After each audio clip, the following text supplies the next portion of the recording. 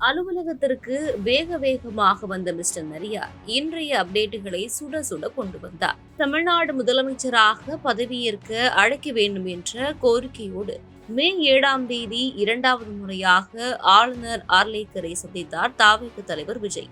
ஆனால் வழக்கத்திற்கு மாறாக ஆளுநர் மாளிகை ஒரு செய்தி குறிப்பை வெளியிட்டு ஒரு விளக்கம் அளித்துள்ளது.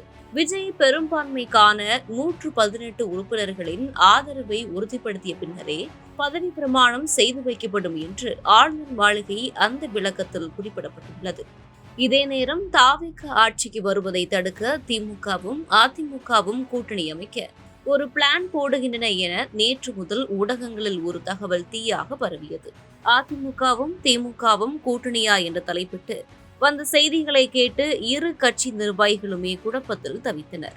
இப்படியெல்லாம் நடக்குமா என்ற விவாதங்களும் துவங்கின. எம்ஜிஆர் கலைஞர் காலத்தில் திமுகவையும் அதிமுகவையும் இணைக்க நடந்த முயற்சிகள் குறித்தெல்லாம் மீண்டும் பேசப்பட்டன. இந்நிலையில் இந்த செய்திகளுக்கு பின்னால் என்ன இருக்கிறது என விசாரித்த போது அதிகாரத்திற்கு வந்துவிட்டோம் என்ற மிதப்பில் தாவேகாவின் சில நிர்வாகிகளும் ஆடும் ஆட்டத்தின் விளைவே இந்த செய்தி என கூறுகிறார்கள் கோட்டை வட்டாரங்களில்.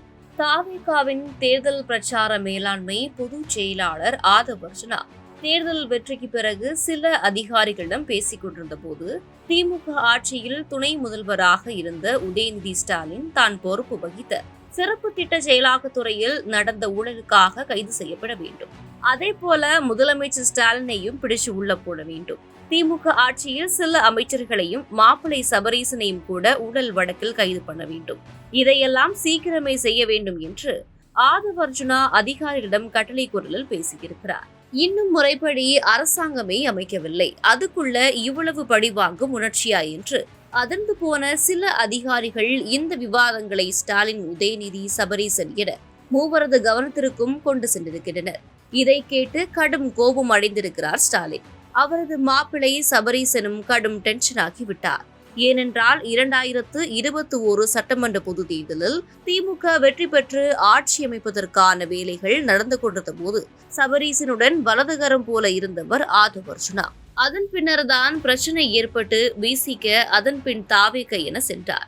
இப்படி தனக்கு ஒரு காலகட்டத்தில் நெருக்கமாக இருந்த ஆதவர்ஜுனா இப்படி தங்களையெல்லாம் கைது செய்ய வேண்டும் என்று டிஸ்கஷன் நடத்தியதை அறிந்ததால் கடும் கோபம் அடைந்தார் மாப்பிள்ளை சபரீசன். எடப்பாடி ஆட்சியில் கூட இப்படி பழிவாங்கும் முயற்சியோடு இல்லை. நாம ஆட்சி நடத்தினப்பவும் அதிமுகவை பழி வாங்கவில்லை. ஆனால் இப்ப வந்துட்டு இன்னும் ஆட்சி அமைக்கிறதுக்குள்ளேயே இவ்வளவு பழிவாங்க முயற்சியா இவங்கள பதவிக்கே வரவிடக்கூடாது என்று சபரீசன் முன்னாள் முதலமைச்சர் எடப்பாடியின் மகன் மிதுனை தொடர்பு கொண்டு தனது உணர்ச்சிகளை வெளிப்படுத்தியிருக்கிறார். இதுதான் அதிமுக திமுக கூட்டணி அமைக்க பேச்சுவார்த்தை என கை கால் மூக்குமுடி வைத்து பெரும் பேச்சாகிவிட்டது.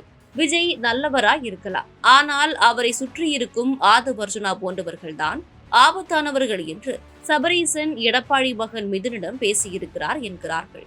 இதன் பிறகுதான் திமுக அதிமுக இரு கட்சிகளுமே தாவேக தானாக ஆட்சி எப்படி அமைக்கிறது பார்ப்போம் என்று வேடிக்கை பார்த்து கொண்டிருக்கிறார்கள் என்ற சுட சுட ரகசியத்தை பரிமாறி முடித்து புறப்பட்டார் மிஸ்டர் நரியா.